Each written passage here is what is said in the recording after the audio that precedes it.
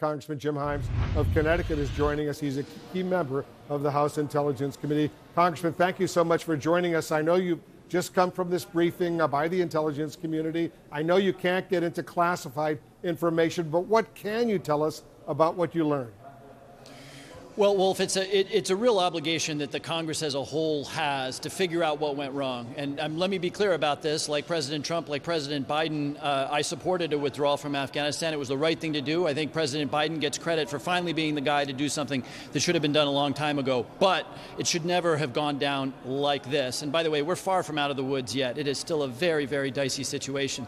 So, naturally a narrative develops. Was it a military failure? Was it a White House failure? Was it an intelligence community failure?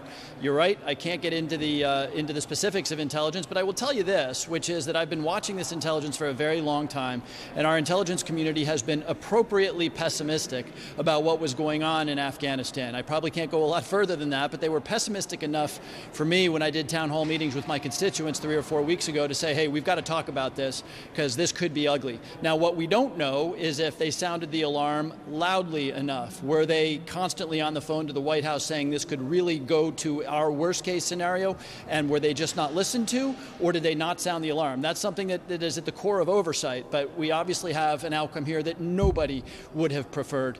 And though I like the White House message that they're doing what no other country can be doing right now, I wish they would drop that point because we're not done yet. Yes, the withdrawal, since the early moments of total chaos has been going relatively well, but we are so far from being done that right now, rather than sort of, chest pounding about how the United States is the only country that could pull this off, we need to make sure that this gets done so that every American citizen and every Afghan who otherwise would be at risk by the Taliban is brought to safety. Only then do we pat ourselves on the back. Yeah, you're absolutely right. What is impressive, and I'm sure you agree, is that what nearly 40,000 people have been evacuated, several thousand U.S. citizens, but a lot more Afghans, including so many of the Afghan allies, a lot of third country individuals, people have been getting out, but there's still thousands and thousands of Americans and others, including Afghan allies, who desperately need to get out. And the U.S. military, as you know, Congressman, needs to make a decision.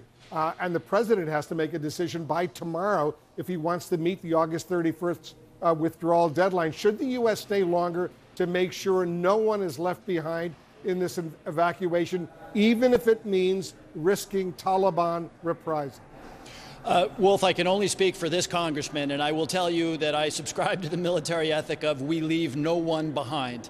And I think it's essential that we leave no one behind. This will not be the last time the United States is involved in operations abroad, and we cannot have the legacy be that if you stand with us, if you put your life at risk, we won't do everything possible to make sure that you are brought to safety. So I don't even want to hear about August 31. And look, this is not about getting into a fight with the Taliban. That is also not an option.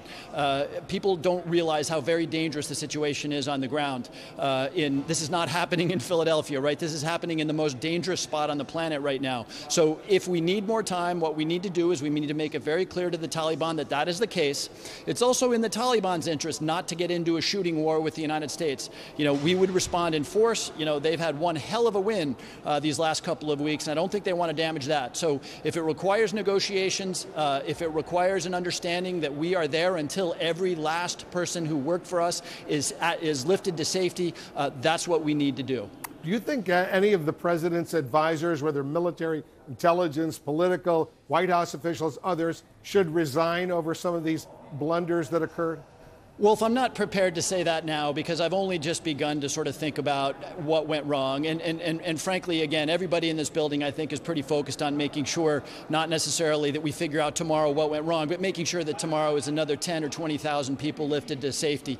So the time will come for accountability. What I can tell you, Wolf, I've been to Afghanistan a bunch of times, and this was not a mistake that was made in the last 2 weeks. Arguably, there were mistakes made 4 months ago when it was pretty clear that the Taliban was on the run throughout Afghanistan. Afghanistan. But look, there have been mistakes made for 20 years. Every time I went to Afghanistan, I was told by people with lots of stars on their shoulders that we were just about to turn the corner. Things are going well.